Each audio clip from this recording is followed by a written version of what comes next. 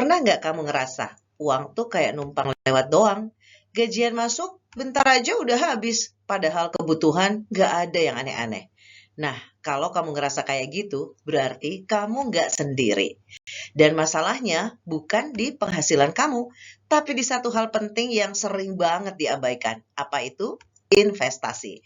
Di video ini kita bakal bahas cara investasi untuk pemula dari nol, tanpa istilah ribet, tanpa teori yang bikin pusing. Jadi pastikan kamu nonton sampai habis, karena di akhir nanti aku kasih langkah praktis yang bisa langsung kamu mulai hari ini juga. Sebelum kita bahas caranya, kita harus paham dulu nih, kenapa sih investasi itu penting? Dan jawabannya simpel, karena inflasi.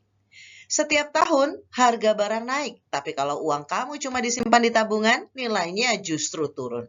Artinya, kalau kamu nggak investasi, sebenarnya kamu sedang kehilangan uang pelan-pelan. Makanya orang bilang, jangan cuma kerja untuk uang, tapi bikin uang kerja untuk kamu. Nah, sebelum mulai investasi, kamu perlu punya mindset yang benar dulu. Yang pertama, investasi itu bukan cepat kaya. Kalau kamu berharap investasi bikin kamu kaya dalam semalam, kamu bakal kecewa, bahkan bisa rugi. Yang kedua, mulai kecil itu nggak masalah. Banyak orang nunggu punya uang banyak dulu, baru investasi. Padahal justru sebaliknya.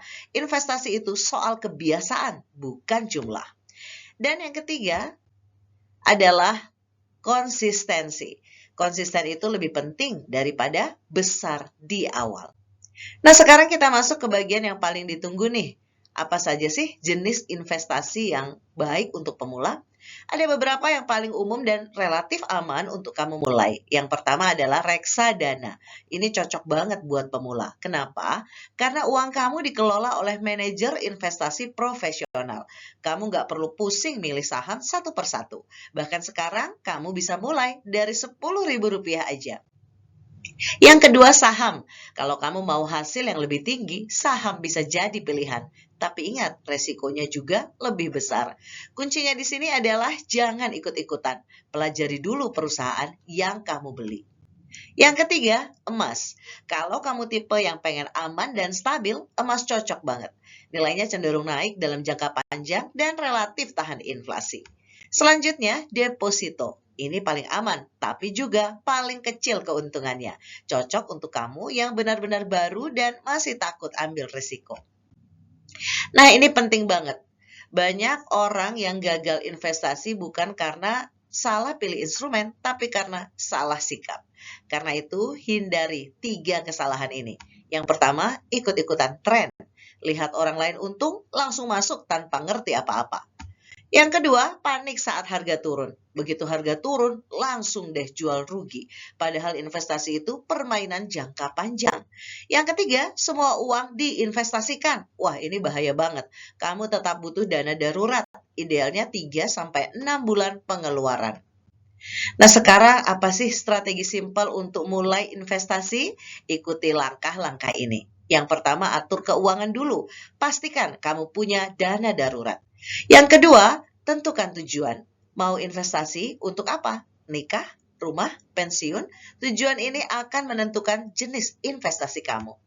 Yang ketiga, mulai dari yang sederhana. Kalau bingung, mulai dari reksadana dulu.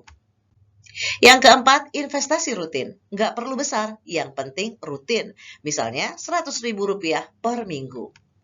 Yang kelima, evaluasi, bukan panik.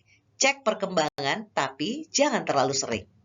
Nah, ini ada simulasi sederhana biar kamu bisa kebayang.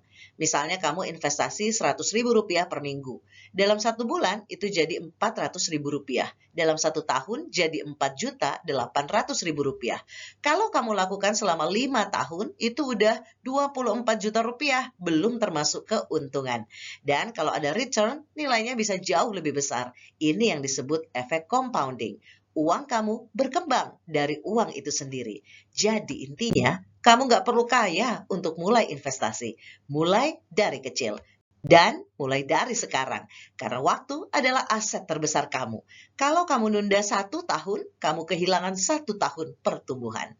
Kalau kamu ngerasa video ini bermanfaat, jangan lupa like, share ke teman kamu yang masih bingung soal investasi, dan subscribe supaya kamu nggak ketinggalan konten finansial lainnya. Dan di kolom komentar, coba tulis, kamu mau mulai investasi dari mana? Aku bakal baca dan bantu jawab sebisa mungkin. Sampai ketemu di video berikutnya.